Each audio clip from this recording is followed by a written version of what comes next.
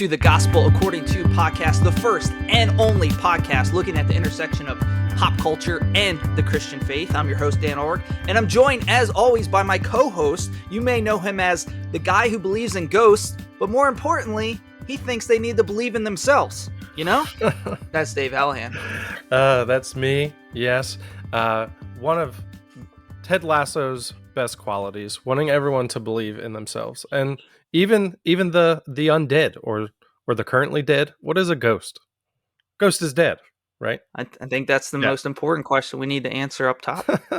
The Gospel According to Ghosts. That's what we're doing today. Now, we are not alone for this episode, The Gospel According to Ted Lasso.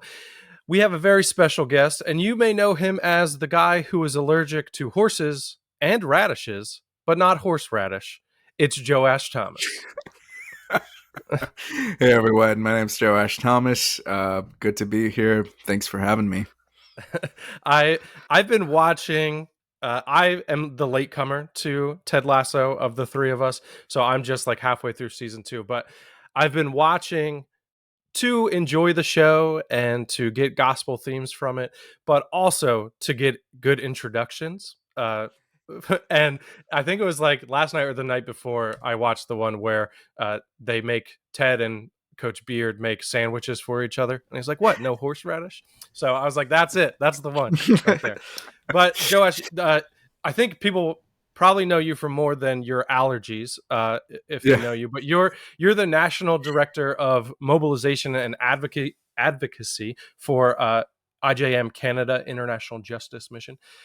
Several years ago, I heard Gary Hogan, the CEO and founder of IJM, speak at a conference. And I just fell in love with the heart and the mission behind the organization. So while we are here to talk about Ted Lasso, and for that conversation, just share a little bit about what IJM is, how you got involved, and what it is that you're doing with IJM Canada. Yeah, I mean, first of all, I don't know how you actually knew that I am in fact allergic to horseradish.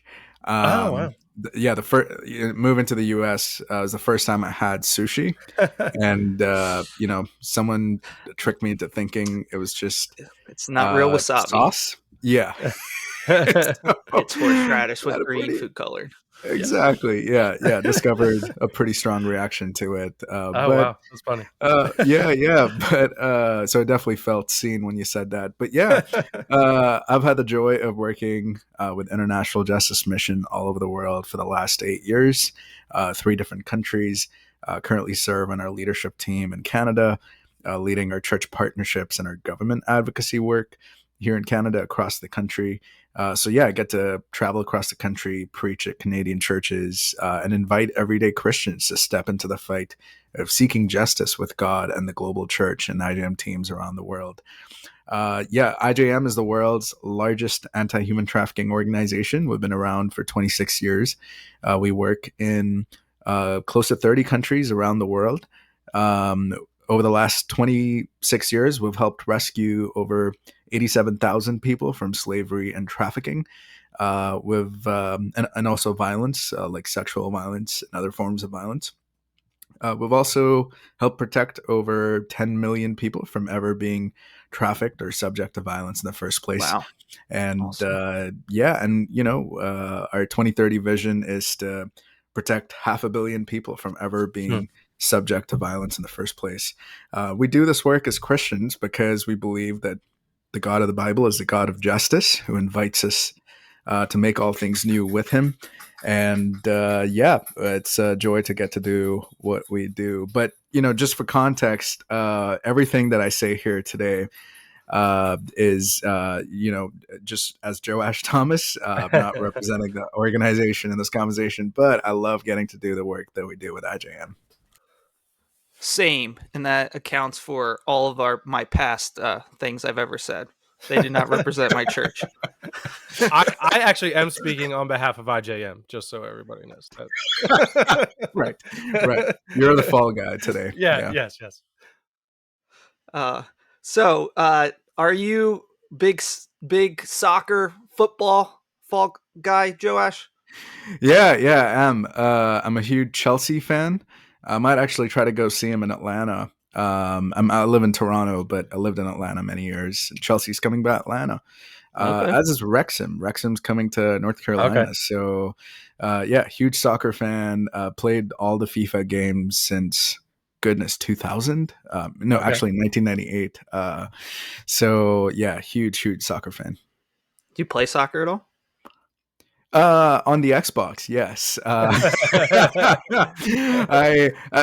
For whatever reason, the athletic genes didn't really come down from my parents, who were both great athletes. So I played cricket, played soccer some. Was never really great at it. I was okay for the neighborhood, but not good enough to be first team in school. I'm the opposite of you. Not that I'm good at soccer, but I played and have played soccer much more than I've ever followed professional soccer Wow. or football on the international stage. That now I coach a U10 team. We had our first loss in league play in 2.5 years on Sunday, so that was hard. But played soccer going. That became my sport growing up. Played in middle school and then high school. Was kind of first off the bench type person, not a star, but gritty player. Try hard player. But you have a better record than Ted Lasso as a coach. I do. Yeah. Nice. Yeah, for soccer anyway. But we'll see. They moved us up 3 flights, so we're starting to face some competition now that we the had real it. question, though, is what kind of girls are you developing on your team? Because as Ted Lasso taught me, you can win even when you score less goals than the other team, and Absolutely. you can lose even when you score more. So that is absolutely the struggle of a development soccer coach. You want to put it on, like as a pastor, like you would love for your church to be growing and have lots of people in it. Successful, that doesn't mean it's a full win, but it can mean those things. Like if we're losing every game 20-0, that's can be demoralizing and make girls never want to play soccer again. And so, part of my mantra is I don't want to be the last coach they ever have. So I want them to continue on soccer after I'm, done coaching, that they move on to middle school or high school soccer. But nice. Yeah, my soccer history is very short-lived. I played for 1 year, and my only real memory from it is snow cones. Full snow cone. Play half the game, get a full snow cone. The ball going out of bounds, and I did not agree. From my vantage point, it stayed in, and I remember yelling at the ref about it, and then I ran closer to the ball, and it was very clearly out of bounds, and I'm like, oh, okay. I'm just a stupid 7-year-old kid yelling at the ref here. And then in high school, all of my friends who played soccer, I went to a small Christian school. They wanted me to play because I was fast, but I'm a fairly athletic person from the hips up. My feet just don't translate. They can move fast, but I can't dribble a soccer ball to save my life. Play keeper. And even I could have played keeper, I guess. But, yeah. All right. Moving on to Ted Lasso, though. We got a question. What are your guys' thoughts on tea? Tea, yeah. I've fairly mixed opinions as an Indian. Chai is pretty big in our culture. Right. In fact, when I worked with IJM in our offices in South Asia, every day at 3 p.m. there'd be a chai break. Right after your lunch break, a chai break where the whole office pauses to drink chai together. There's something really beautiful and relational about that that we don't often see in Western workplaces. Right. So I feel like I embraced coffee a lot, but as I've been kind of learning to embrace my ethnic identity more and more over the years, I've gone more and more to chai. But I can't do English tea. English tea is disgusting. You've got to do it the Indian way.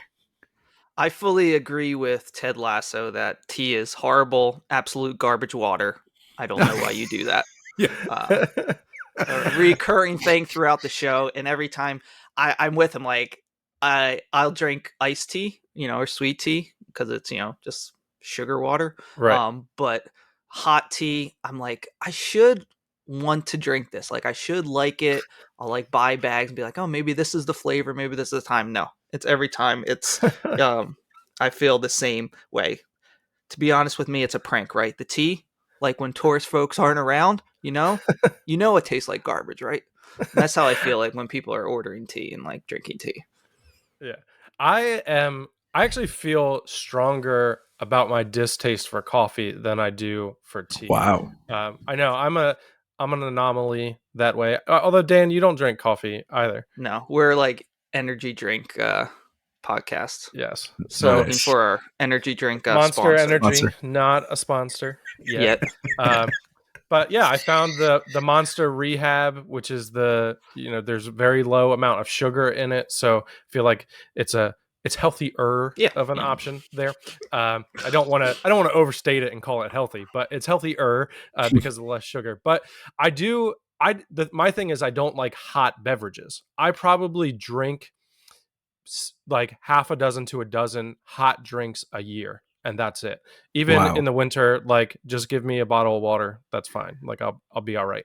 I'll have a couple hot chocolates, and I'll have some tea. I do enjoy tea though. I tried to kick my monster habit, and I got English breakfast bold tea because it had more caffeine. I'm like, maybe this will like help with the caffeine stuff. And it's like it wasn't I don't feel strongly as Ted Lasso or you, Dan, about it, but it didn't stick. But I still think it was more because it's hot and I don't drink hot beverages. The taste doesn't bother me that much. Wow.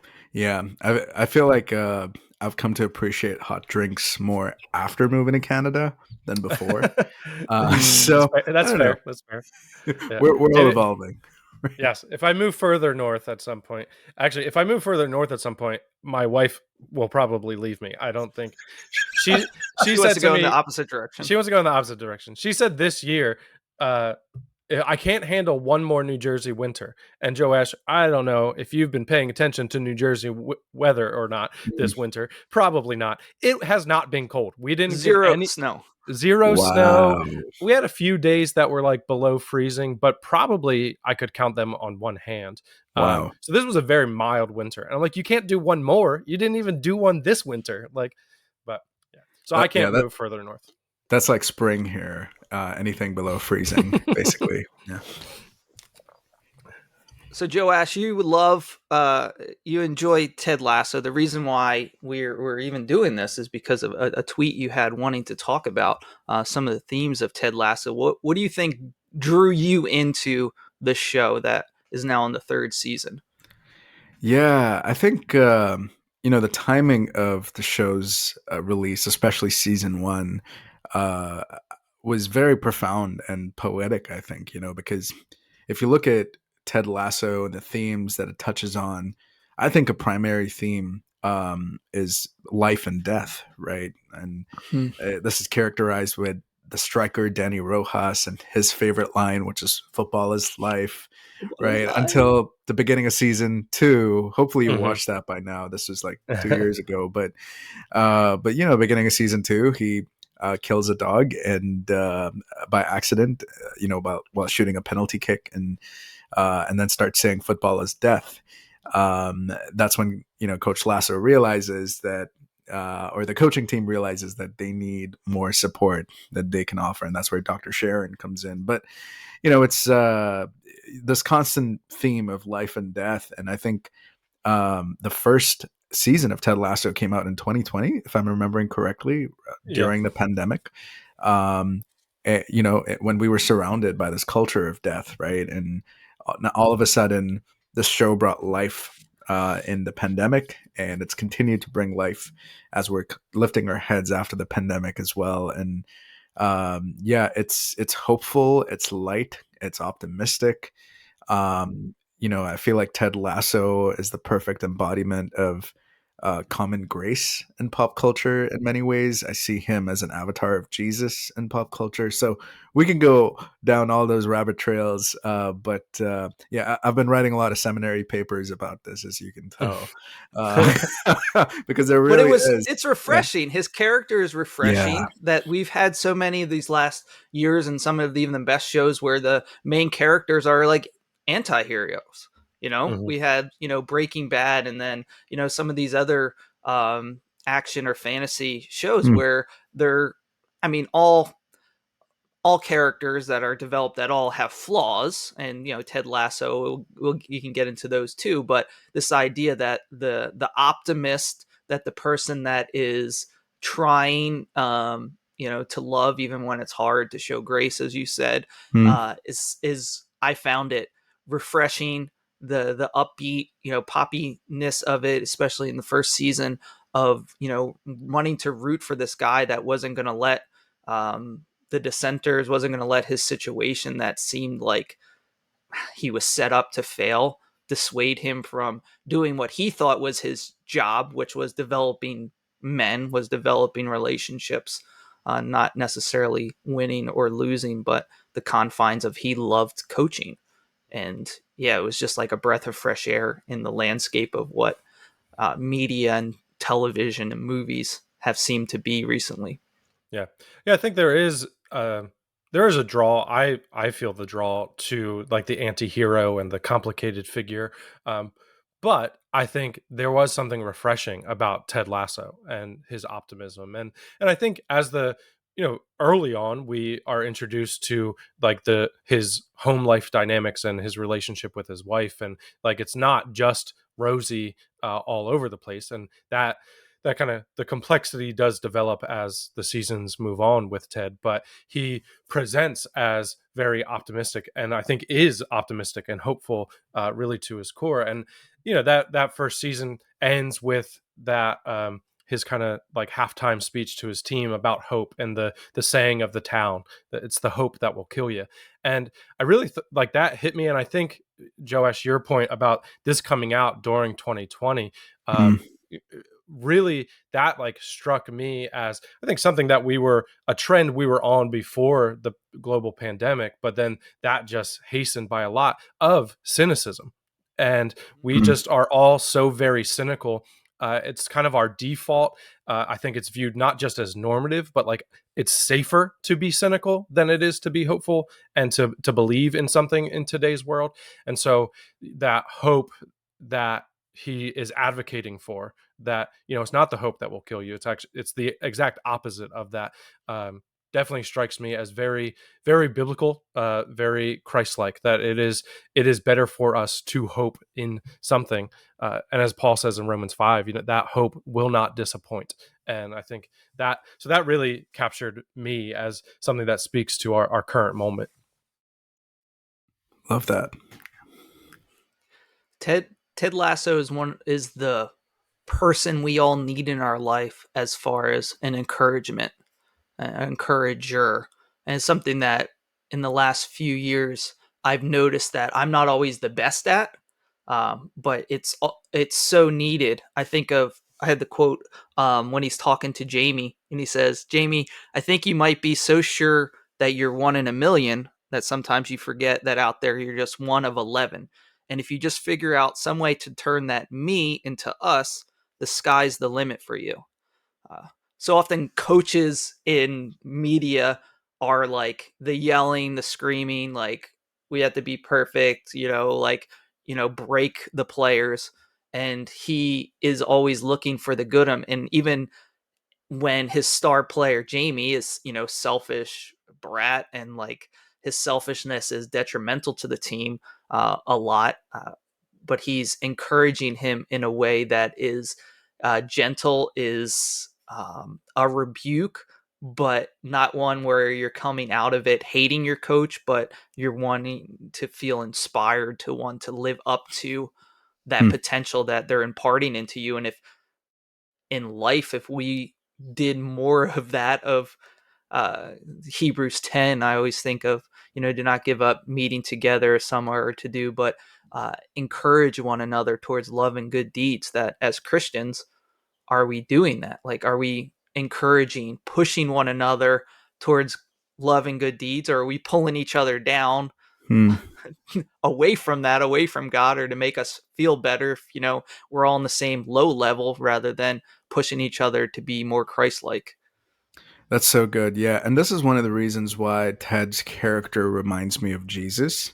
The similarity that I see there from a Christological standpoint is everything that Ted Lasso touches comes to life, Mm. right?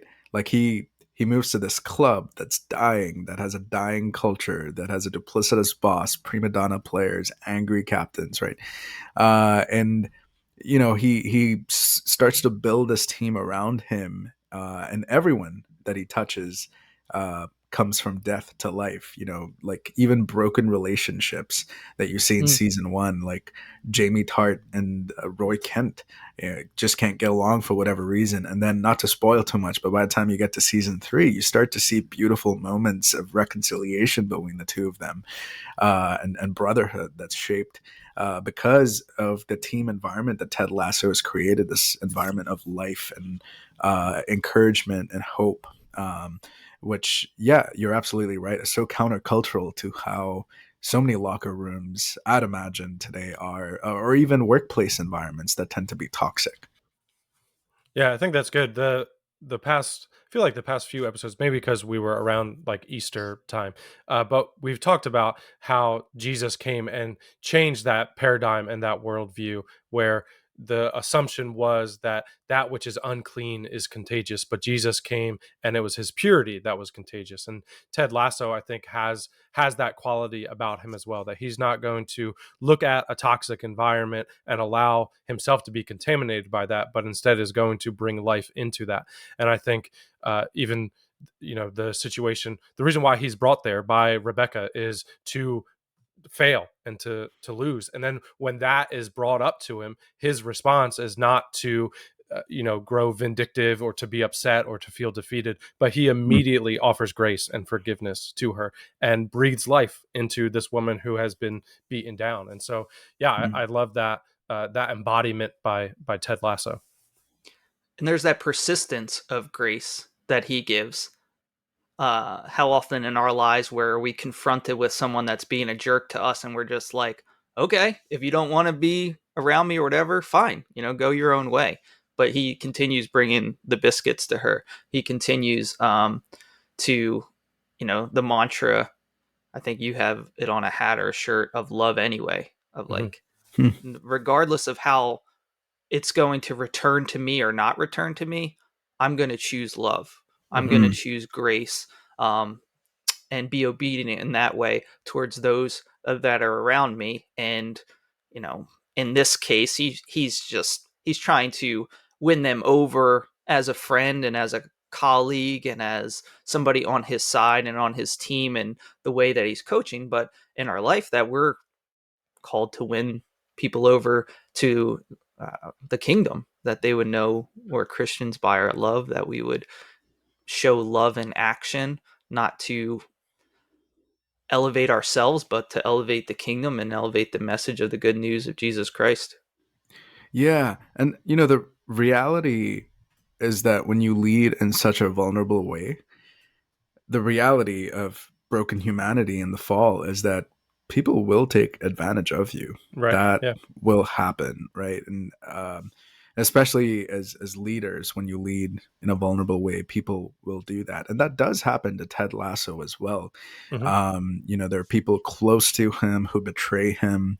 There are people, who take advantage of his niceness and his kindness. But he still puts himself out there in a very what Dallas Willard would call unguarded earnestness kind of way, Mm. right? Like you're unguardedly earnest in putting yourself out there, leading vulnerably, because at the end of the day, you're not choosing perception, you're not choosing success or victory, you're choosing faithfulness, Mm. and Hmm. faithfulness means putting yourself out there. Now, obviously, not to justify abuse or any not to tell people, hey, like expose yourself to injustice. Obviously there's a power dynamic here where Ted Lasso is in charge, he's a leader, and so him putting himself out there has different connotations from maybe someone else like Sama Bisanya doing that. Right. But you know, as much as we can, and as much as it's healthy and wise and prudent, you know, it is good to just lead in a vulnerable way. Mm-hmm. Yeah. Yeah. I think this is another one of my go-tos, but I heard somebody, I forget who I stole this from at this point. It's become my own, but uh, Drop it they in the called, comments if you're the person Dave stole yeah, this from. they talk about making elbow room for other people, that it's up to the leader to lead with vulnerability. If Mm, you expect the people that you're leading to be vulnerable, then that has to start with the person up front. And I think in part because of those power dynamics that you're talking about, that if we're mm, just asking people to be vulnerable with us, but we're not offering that in response, mm, that very easily can turn into manipulation and coercion. But if we are setting that example, and there's a reason why they call it vulnerability, right? mm. Because people can hurt you with that, but you have to lead with trust and make that elbow room for other people so that they can follow suit, and that leads to healthier group dynamics for sure. So good. Yeah. So Joash, this is the question everybody has been, waiting 25 minutes to hear. What is the gospel according to Ted Lasso? Yeah, such a great question. I would say the gospel according to Ted Lasso is that everything moves from death to life. Everything moves from death to life, especially with the right team. Mm, Um, and so I'm going to point this back to the Trinity.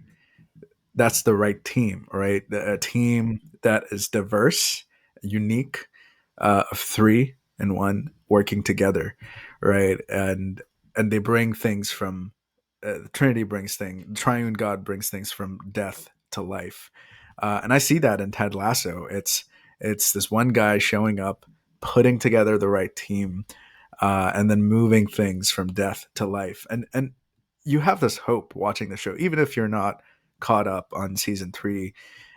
You know that things will get better because Ted Lasso's there and he's built the right team around him, where the rotten folks have self-selected out and the good folks have opted in, and they're committed to bringing things from death to life, not just externally but also internally. Because like you said earlier, losing on field doesn't mean you're losing off field necessarily, because how are we defining winning at the end of the day, right? So I would say that's the gospel according to Ted Lasso. Everything eventually moves from death to life with the right team. And I feel like sometimes as Christians, we feel in unworthy of being on that team, right? mm, mhm, That we feel like, man, I Wow. am a Sunday league player, but I'm being asked to be on this premier team with the Mm, Trinity, you know? But I think that's the beauty of, in the same way, Ted Lasso having faith in his players and in his colleagues. And, mm, in the beginning, him having faith in Nate, where he's the water boy, the kit manager, mm, and he's saying, no, come in here and join our discussion, when that wasn't his job. That's not what he was hired for. That no other team on their level, on their flight, is going to be asking their kit manager input on strategy for a game. But he's believing in people. He's seeing the good in people in the same way that Christ, of anybody that has ever existed, could have done it himself, right? Like mm, team of one or that team of three, the Trinity. And what does he do? He invites people alongside him. He invites the disciples. He has his inner circle. He's constantly drawing people to him and saying, no, now you go and do it. Now you do the same things I've been doing, even greater things you're going to do. And I'm going to go away, but I'm going to leave my spirit with you. And it's wow. like he's invited us to that team, but like, I don't know, as a pastor, I feel ill-equipped So so good. often that yeah. there's 100 people there listening to what I have to say, and I'm like, oh man, just read your Bibles, guys, for yourself, and check me to make sure that I'm trying to line up with Scripture. But yeah, that whole team aspect is what the Trinity does it and invites us into that to be sons and daughters. Yeah. So good. Yeah. And I think that where you started, Dan, it works in the opposite as well. Like where Jamie had to learn that it was about more than just him, and like Roy, or that no, that's not where you started at this point. It was it was that like you can use anyone, right? That you might feel ill-equipped and who am I to do this? But then there's like Roy Kent, who he's done it all and he's the big name. But then, at the end of season 1, for the sake of the team, he has to take a spot on the bench and he comes in for like one play and that's it. And so I think we can feel that way sometimes too. Like, well, I'm the pastor, or I've been a Christian for this long, and who are you? And, I do that humility that was hard to come by for Roy, and also comes so naturally to Ted of like, oh, you're the kit manager, but you have an idea. Let me hear it. Like, I think we have to model that. And then, Joash, you mentioned like, how are we defining winning? And I think through the gospel we see, and through Jesus, through even Paul's words, we see that part of winning is the community effort to get there. Mm, Not just the result, but the process matters as well. mm, And maybe they could have won more games if they just let Jamie do Jamie things and score all the goals. But for their long-term success and for Ted Lasso's vision of success, which is men on and off the field, he had to become a team player for sake of the team and for everybody. And it wasn't just, well, what's our win-loss draw column say? It's who are we becoming as people? And I think, that is what matters in the kingdom of God as well. Not just how many people are we getting to our church or how much money are we getting them to give to our nonprofit, but our lives being yeah. changed, and are we inviting people into that process? We've been given the ministry of reconciliation, that we are to call other people in to this process with us. And really that is the victory, is when we're Mm. able to have people, join us on this journey. Yeah, that's so good. And just to add to that, to expound on what you just said, what we do is important.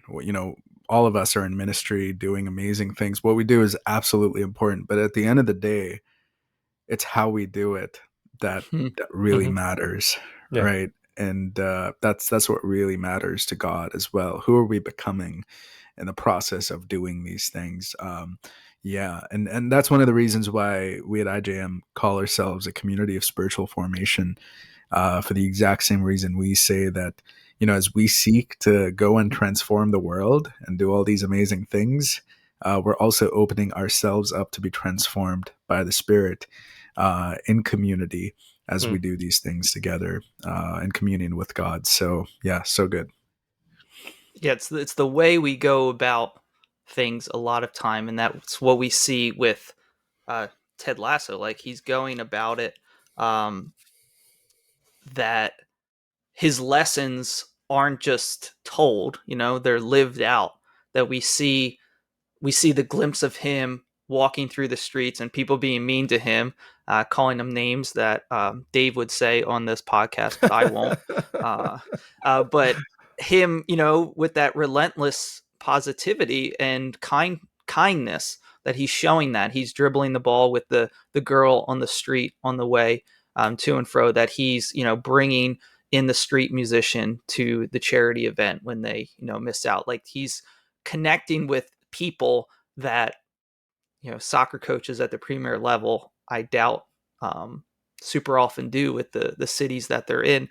That he's living those things out and Mm. preaching, and coming back to what's the win, but like, how is the win? That I don't know if Dave said it on the podcast or before, is like, you can win the match but lose at the end of the day, or you can Mhm. lose the match and win at the end of the day. And as a coach of 8, 9-year-old girl soccer players, that's so true, that I'm trying to instill that on them, that like, at the end of the day, yeah, the other team, they always want to, they love complaining about, like, this girl elbowed me. This girl said this mean thing to me. I'm like, well, we can't control what they're doing. Like, but we're going to try and try our best. And, if we put things that we practice into the game, Wow. and at the end of it, that can be the win. That at the end, we're going to say good game. We're going to slap their hands nicely. We're not, even if they want to like aggressively slap our hands, that we're going to, Mm. no, we're going to slap their hands. We're not going to say bad things about them. And we're going to feel good about what we did on the field at the end. And I think that carries, all of these things carry so many life lessons outside of sport, for us, of how we're doing things. And an American mindset is so often results based rather than, okay, maybe our profits were only 5% better, not 10% better, but we left a lot of people happy and we did it with integrity, our job and our workplace. Yeah. Process over results. I have some games for us to play, Joash, but I want to make sure that you were able to fully, anything that you wanted to speak about Ted Lasso and his intersection with Christian faith, that you feel like you got that off your chest. Yeah, if I could just speak to Nate real quick. Yeah. Nate the And Great. Nate the Great, yeah. And sorry if I'm going to ruin this for those of you like Dave who haven't caught up on season 3 yet. You could skip ahead. Spoilers. You can I'll skip ahead. Spoiler alert. I'll take my headphones off. Dan, wave at me when it's time. But it's interesting with Nate. So like you said, Dan, Ted finds Nate, and empowers him to join his coaching staff and have a seat at the table. And Ted's the one who originally discovers the Wonder Kid, right? And then over time, because of things going on in Ted's life, Nate feels a little abandoned, neglect, and he has his own issues because of his family of origin. And so you have this interesting dynamic, especially this relationship between Nate and Rupert that you see toward the end of season 2. Where Rupert is almost like a serpent-like figure from the garden to me. He's dressed in black. He hovers over Nate's shoulder and whispers things into Nate's ears that makes Nate smile, and otherwise Nate's very serious looking, but he smiles whenever Rupert whispers these things into his ears. And it's interesting. You also see the character progression of Nate all through season 2, where he's completely black hair at the beginning of season 2. And by the end of season 2, he's like completely grayed out, right? Because it's, to me, as someone who works on justice issues around the world, it's this reminder that injustice doesn't just hurt the oppressed, it also hurts the oppressor. It also devalues their humanity. It also ages them, because that's not who God created them to be. That's not why God put them on earth. And they're listening to that Rupert figure, the evil one, right, who tries to deceive them and twist their minds against the good one, Ted Lasso, in this case. And you see that in season 3 as well. Rupert's got his hands into Nate, where even when Nate wants to do the right thing, Rupert's there to deceive him, manipulate him, yeah. Absolutely, yeah. So just wanted to call out that relationship dynamic as well, because as much as there's good in Ted Lasso, there's also this underbelly of evil that you see come to a climax at the end of season 2, for sure.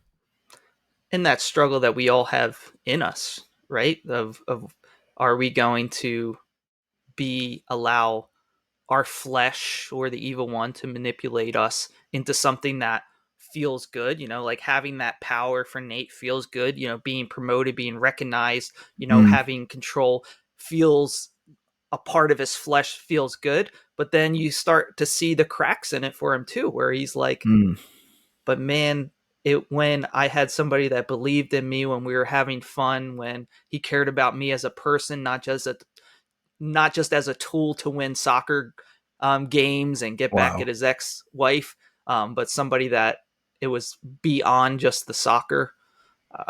You start to see him, and we'll see how season 3 ends, but we start to see those cracks in it for him. Totally. All right, Joash. Oh wait, are we doing or you have a ad read? I'll Or are you I'll gonna put put that it in? in. I'll put it in Okay. after. But if you just say, we have some games, but first a word from our sponsor. This uh, and now Dave has a word from our sponsor that's sponsoring this episode of the Gospel According to. So, Joash, would you like to play some games? Yes, all in. All right. We are bringing it back to one of our favorite games here, and it's called Will It Preach? Oh, nice. Is this This the is first the time we've had a guest play Will It Preach? I don't know. We'll have All right. to see. Wow. So this is the Ted Lasso or Needs Tabasco version of Will It Preach. I'm going to give you guys a you can co-opt it, you can work together on this. Okay. But I'm going to Joint give a sermons. quote, a Ted Lasso quote from the show, and you're going to tell me, will it preach? Could this be a quote that you use in a small group, in a sermon? And what would the context be? What would you be talking about in the larger picture of that? Or you can Wow. just say, no, it's too spicy. It won't preach. It, Love it. Let's do it. all right, first one we go. You know what the happiest animal on earth is? It's a goldfish. You know why? It's got a 10-second memory. Be a goldfish. That's so interesting. I mean, feel free to disagree with me here. Okay. I would say I wouldn't use that only because it can be easily manipulated, and it can be used to manipulate people and telling them, "Hey, something bad happened to you. Forget about it. Just let go." Right. Life's not often that simple. But that's just me. Yeah. No, I see that. That can be very easily manipulated where, someone, or even like spiritual bypassing, Mm, like, oh, just forget about it. Let's move on. Like, God will work all things together for good. Like, just kind of mm, using that spiritual language to move past something that actually we should be dwelling on. mm. But if it were to preach, Yes. I did think of Paul in Philippians 3, where he lays out at the beginning of that chapter his resume, uh, so to Mm, speak, and then he says, "But whatever gain I had, I counted as loss for the sake of Christ. And wow. indeed, I count everything as loss because of the surpassing worth of knowing Christ Jesus, my Lord. For His sake, I have suffered the loss of all things and count them as rubbish." And then a little bit further down, he says, "Not that I have already obtained this," speaking of the power of the resurrection, "or am already perfect, but I press on to make it my own because of Christ Jesus, uh, because Christ Jesus has made me his own. Brothers, I do not consider that I have made it my own, but one thing I do, forgetting what lies behind and straining forward to what lies ahead." And what I like about that is, I think, even with Ted Lasso's quote and Paul's there forgetting what lies behind, I think there's plenty of stuff we want to forget. And Mm, that's what we think we have to be a goldfish about. But we have to be a goldfish about our past successes. He's mm. laying out, this is, if anybody has a reason to boast in the flesh, it's me. And here are all the reasons. But I forget that. I'm a Wow. goldfish. Even my victories, I'm forgetting. And all that I remember is who I am in Christ. Clearly, Dave is the better preacher, the better Christian here. I Just consider putting them that out poop, there. he says. No, Josh, I will tell you, Dan has trained me. I think it was an earlier time where we played Will It Preach. I was just like, no, that won't preach. And I'm like, and I felt like that was the right answer. And even I feel like you bring solid points to why this won't preach, but it doesn't make for the best radio. So I have to. Nice. It's kind of like, it's like improv. I Love think it. it's just yes and. Love it. All right, next quote. There's two buttons I never like to hit, all right? And that's panic and snooze. Yeah. Will Yeah. it preach, Joash? Absolutely. And I'm actually going into therapy mindset here with something my therapist told me Okay. a while ago, which is, hey, Joash, human tendency is to choose fight or flight. Mm. And I think that's what panic or snooze is. Panic is Yeah, fight. yeah. A snooze is flight, just kind of shut down. But there's always a third way. There's always a fourth way. And in a situation like that, take a step back, ask the Holy Spirit, how are you leading me? and try to think of those other answers. So I would say yes, it will preach. And I'll also throw in some political theology kind of thing here. Christians often think, especially in North America, that there are only two choices. What? It's a binary choice, right? It's fight or flight, panic or snooze. But that kind of binary political thinking, political theology, I think is inconsistent with the Christian faith, because if the Christian faith has taught us anything, it's that there are always other solutions just waiting to be explored. So absolutely, that does preach to me. I like it. I love that in the the scripture of Christ, the turn the other cheek scripture, that sometimes we view it as a passive ness of just of the kind of snooze of that, but there is those two options that Christ is saying, okay, if somebody strikes you on the cheek, what are you going to do? Are you going to fight back and smack them back? Are you going to walk away? But the context of Jesus turning the other cheek is saying, okay, they hit you with the backhand as somebody less than you, as somebody subservient to you. Give them the other cheek so that they have to address you on equal footing, so that you're not panicking, you're not fighting back in a physical harm way, but you're standing your ground and saying, okay, I'm not going to let you deal with me in that way. Talk to me as an equal. I value this stance so much. I value my faith. I value whatever it is, and that there is that third option. So good. What I can tell you is that without the exception of the wit and wisdom of Calvin and Hobbes, not much lasts forever. Okay, I'm going to take this one and say that it will preach, because on Wednesday, this past Wednesday as we record, I started a class at our church going through Alan Noble's book, You Are Not Your Own, Belonging to God in an Inhuman World. And in the notes that I gave out to our people, I added a strip from Calvin and Hobbes. So the great philosophers of our time. And I think, yeah, they nail it. Yeah, that has nothing to do with preaching it, Dave. That you just put the comic in your. Oh, I talked about it. I didn't just leave it there as an Easter egg and make everybody wonder why it was there. We don't have visual That's not the aids point of here. this quote, though. Here, let me help you out here a little bit, Dave. Okay, all right. I think you can use it to preach. I'll say exactly what Dave said, and then I'll also add, make Calvin John Calvin and make Hobbes Thomas Hobbes, and bring their teachings to the front, and you might have something there. I'm going to say nothing lasts forever except for the eternal love things of Jesus of God. Christ. Yeah. All right, you guys Fair both enough. failed that last one. We got Jesus Fair duped, enough. I think, is what happened. hard to recover from that. Yeah. All right. Next one. I shouldn't bring an umbrella to a brainstorm. This feels like a solid leadership, instruction, more than necessarily a Sunday sermon thing, but staff meeting, like a TED Talk. Yes, a TED Talk, or if you will, you just got a whole lot of TED Listen.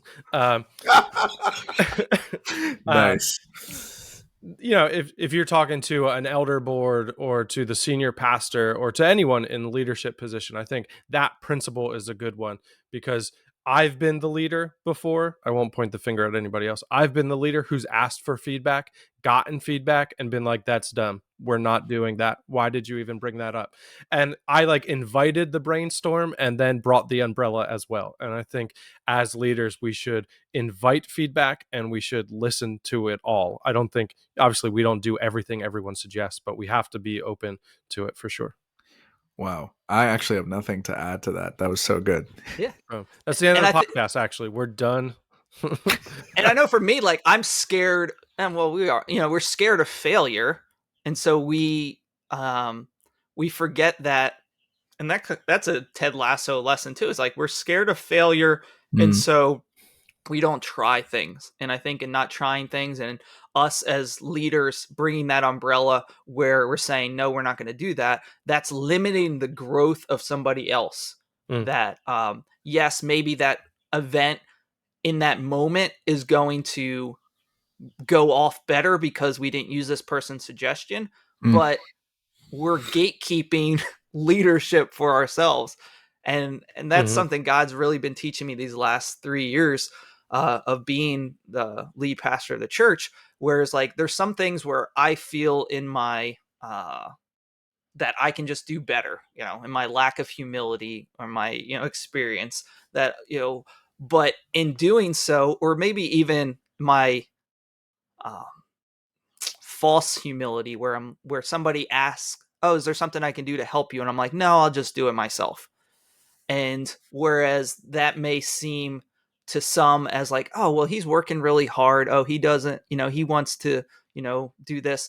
But that's making it so I'm limiting somebody else's opportunity to serve God. Mm. Where on the surface it's like, "Oh, well, he's just doing he's a hard worker. He doesn't ask for help." But by not asking for help, I'm not giving somebody the blessing of what it means to serve God.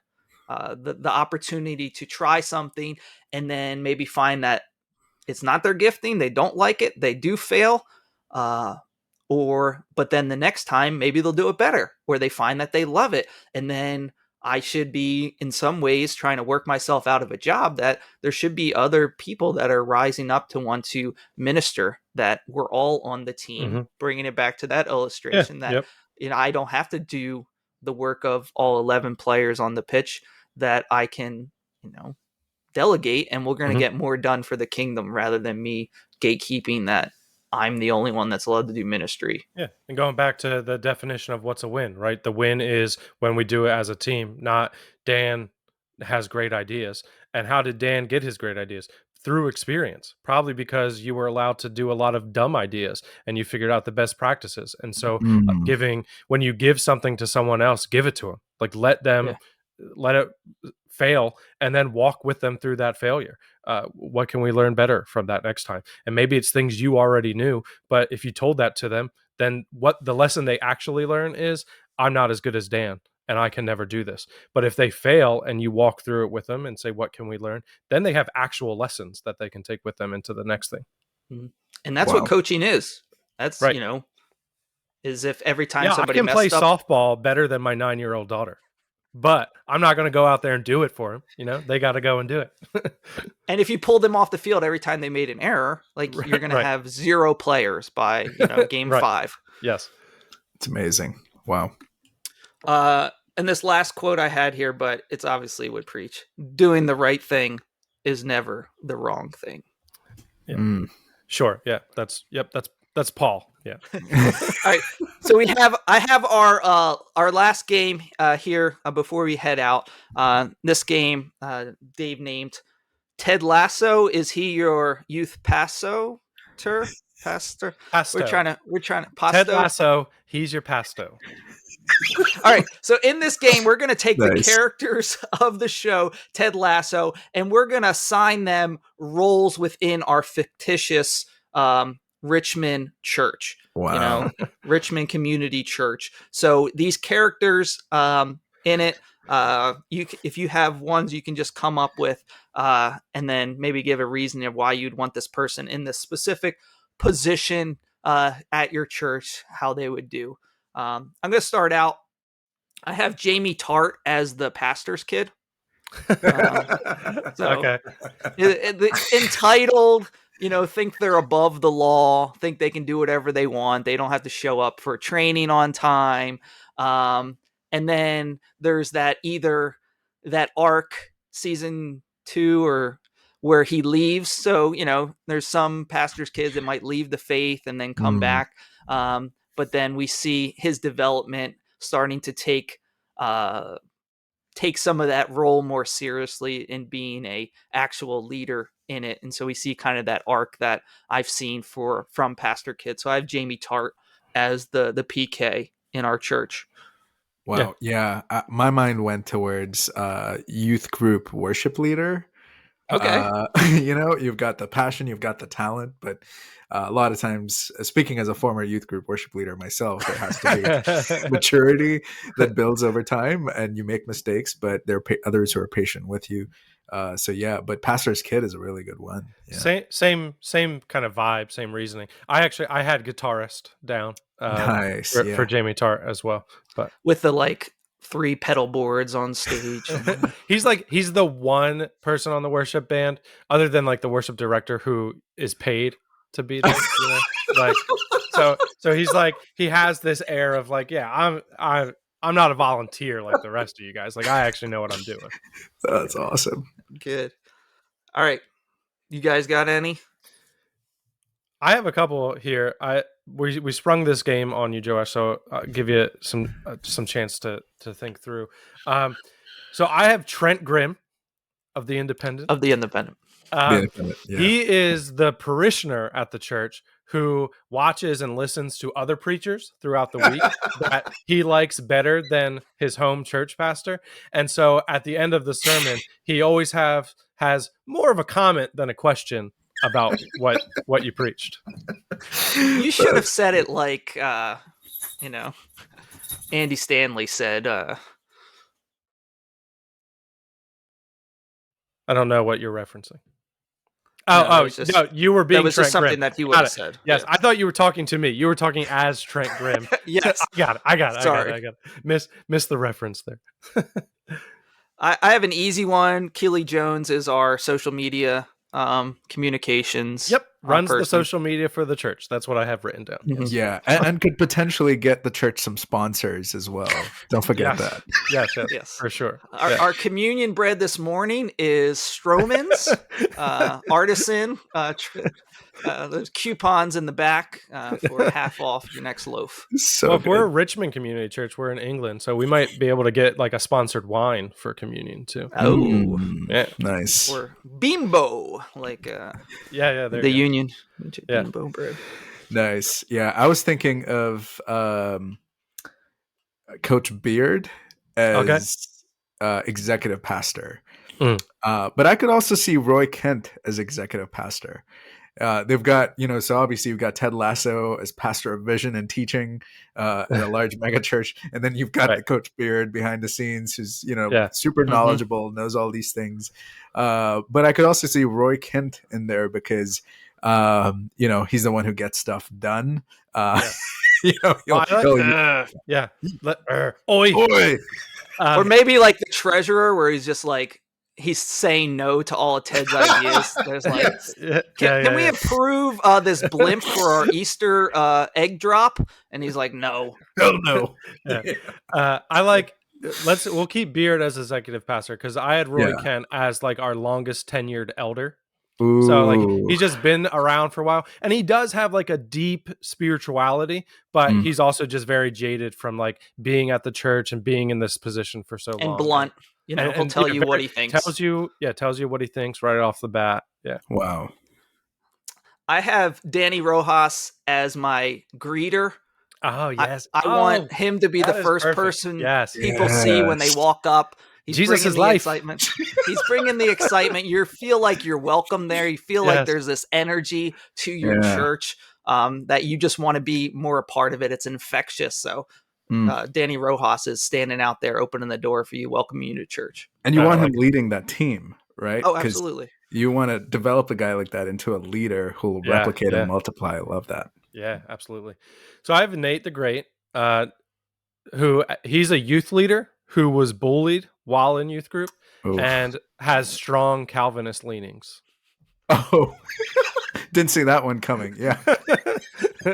I had maybe this is because you're not far enough on it. I had Nate as the youth pastor that then, leaves to start his own church, plant his own church because he's jaded by the senior pastor and thinks he can do it better. And so he's like, I'm going to start my own church, or, I'm going to go be, I don't want to be a youth pastor anymore. I'm the lead pastor now at this other church. We're going to do it right. You had everything, you were missing out on my potential. You messed stuff up. The way I'm going to run church is the best way. Wow. It's amazing we all have him pegged as a youth leader, youth pastor, because I had that as well. So yeah, for me, he's a youth pastor who preaches a sermon that goes viral on TikTok. Mm, mhm. Oh, okay. Yes, yes, And yes. then he's like, you know what? I could plant my own church. So somewhere in between, I guess Yep, I'm yep. bridging Dave's story and Dan's story a little bit here with the Yeah, yeah. TikTok viral video. I like it.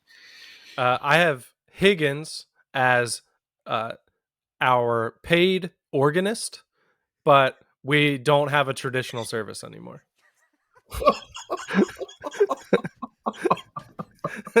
So what does he do in this new world? He's just kind of around, you know. He's kind of on the praise team sometimes, you know. They bring him in for Easter to play, you know, Yes, Christ the Lord is special risen. services, stuff like that. He plays Amazing. funerals.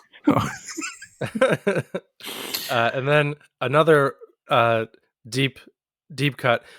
May, the pub owner, she organizes all of our potlucks. Perfect. Yeah. I could see May running a bar on weekends and doing potlucks during the week. Yeah. At church. Yeah. Well, that's all I had. You got any more, Joash, or you think our church is good to go? Where would you put Sam Obisanya? I think he would make a great like small group leader. Yeah. Where you know he again kind of with Danny, you know, has that makes you feel welcomed. Is just one of those people you want to be around. So you meet them at church. He invites you to his small group on Wednesday night. You want to be there just because he makes you feel valued in that little interaction. He's got the infectious smile that I want to go to Yeah. Sam's small group. I want to be around him as much as I can. Yeah, I think he's in like that pipeline that churches have, where like Yes. you're like you see the guy and you're like he's not ready yet to like get up there and preach every week, or maybe even not yet to be an elder or whatever, but like we want to invest in him. And so whatever that looks like, you know, let's try him out at small group. Let's see how he does as a small group leader. And like whatever he's willing to do, you're like, yeah, like we'll work with you on that, because he's just whatever it is, he's got it. And like you just want to make sure you develop that. I was gonna lean in that direction as well. Future leader being cultivated, intentionally And recruited. he's teachable, Yeah. right? Yes. He makes that mess up with Dubai Air, and Yeah. he's willing to say, stand up for what he finds is right. Doesn't have to double down on a wrong take or a mess up that he had, but is teachable, coachable, wants to do the right thing, wants to grow and learn and change. Absolutely. Yeah. It's good. What about I struggled with Rebecca Welton, because I feel like what I wrote down was she's the highest tither in the church, which No doubt. which I think is like that fits, but I also don't want to like minimize her character to just being rich. Like she's more dynamic of a character than that, but she is also the highest tither in the church.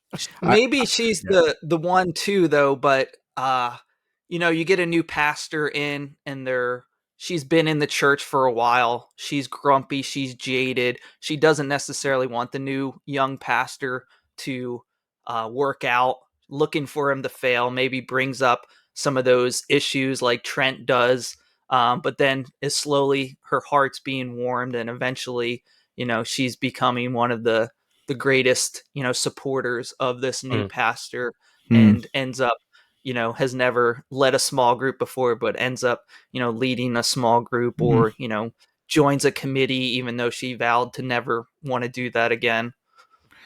Yeah, I could see her as chair of the elder board or chair of the missions committee, because we work with a lot of missions committee funding. So someone who's had success, is probably a millionaire, billionaire in the real world, and just likes to serve at church and kind of bring their executive skills to the table. But is absolutely, could be jaded, could be completely jaded until they run into a senior pastor figure like Ted Lasso that they bring on, who wins them over, and then starts this journey of becoming more like Jesus and becoming more vulnerable in the way they lead. Yeah. So totally. Awesome. Well, thank you, Joash, so much for joining us. Is there any, ways that you want to share about how people can get involved with IJM or something you're doing? Yeah. So thanks for having me. This was a joy. A lot of fun getting to talk Ted Lasso and theology. So yeah, you can find me on Twitter. I'm on Twitter all the time. It's at Joash P. Thomas. I also have a Substack called Jesus, Justice, and Joash. Bit of an alliteration play there as a preacher, as you can tell. Yeah. 3-point sermon. Right. And you can also find IJM. If you're in the US, it's ijm.org. Or if you're in Canada, it's ijm.ca. And you can find us on social media as well. But truly a joy to get to do this with you both, and thankful for this conversation. Awesome. Thank you all for listening, being part of the coalition of T-Gatters. Remember to follow us on all social media platforms that exist or have ever existed. We're on Instagram, Facebook, Twitter, TikTok, YouTube, Soccer Hooligans Weekly, at TGAT Podcast. Thank you for sharing the gospel according to with your family, your friends, and even Liverpool fans. You can send us a mailbag question on those social media or by emailing tgatpod@gmail.com, and we'll answer that either on one of our podcasts here or on our IG lives. We've been trying to do that Monday afternoons on your lunch break. Take your lunch with Dave and Dan. You can do your part in obeying the Great Commission by helping us spread the gospel according to podcast.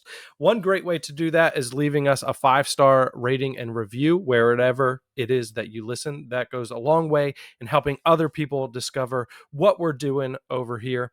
But thank you for listening to your favorite Hump Day podcast.